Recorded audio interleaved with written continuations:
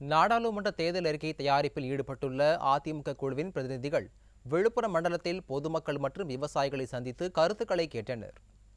நாடாளுமன்ற தேர்தலையொட்டி அதிமுக சார்பில் தேர்தல் அறிக்கை தயாரிக்கும் குழு அமைக்கப்பட்டுள்ளது. இந்த குழுவினர் பல்வேறு தரப்பினரை சந்தித்து அவர்களின் கோரிக்கைகள், எதிர்பார்ப்புகள், தேவைகளை பெற்று தேர்தல் அறிக்கை தயாரிக்கும் பணியில் ஈடுபட்டுள்ளனர்.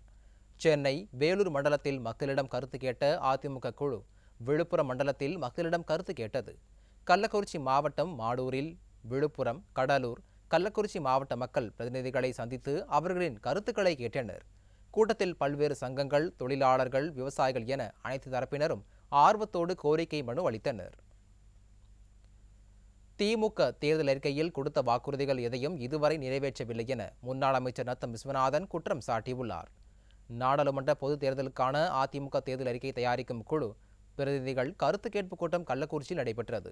இதில் கலந்து கொண்ட பின்னர் செய்தியாளர்களிடம் பேசிய முன்னாள் அமைச்சர் நத்தம் விஸ்வநாதன் திமுக மீது மக்களுக்கு நம்பிக்கை இல்லை என விமர்சித்தார். ஆனால் அதிமுக மீதும் பொதுச் செயலாளர் எடப்பாடி கே பழனிசாமி மீதும் மக்களுக்கு நம்பிக்கை உள்ளதாகவும் தெரிவித்தார்.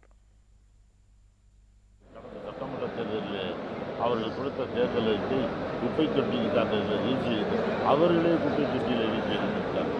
அந்த அளவிற்கு அந்த கோரிக்கைகள் எல்லாம் வசதியாக மறந்து விட்டார்கள் மக்கள்.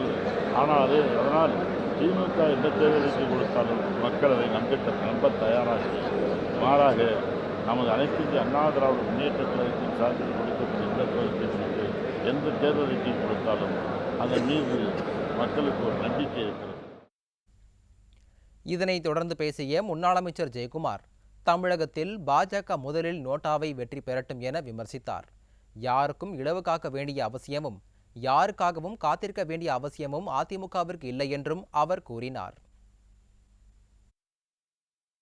பொன்மனச்செம்மல் புரட்சி தலைவர் எம்ஜிஆர் அவர்கள் திமுக தீய சக்தி என்று அடையாளம் காட்டிட்டு போயிருக்காரு.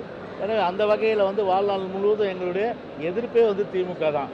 அதே போன்று எங்களுடைய தலைவர்கள் புரட்சி தலைவர் எம்ஜிஆரும் சரி, அம்மாவும் சரி, பேரறிஞர் அண்ணாவும் சரி, சிறுமைப்படுத்தியவர்களோடு நாங்கள் எந்த காலத்திலும் உறவு தேவையில்லை. பிஜேபி என்பது ஒரு மதவாத சக்தி. எனவே அது இனிமேலும் எந்த காலத்தில் எப்போதும் இப்போது இல்லை, எப்போதும் இல்லை என்ற வகையில் இன்றைக்கு நாங்கள் அந்த கூட்டணி பிஜேபி இல்லாத கூட்டணி என்ற வகையில் எங்கள் நிலைப்பாடு.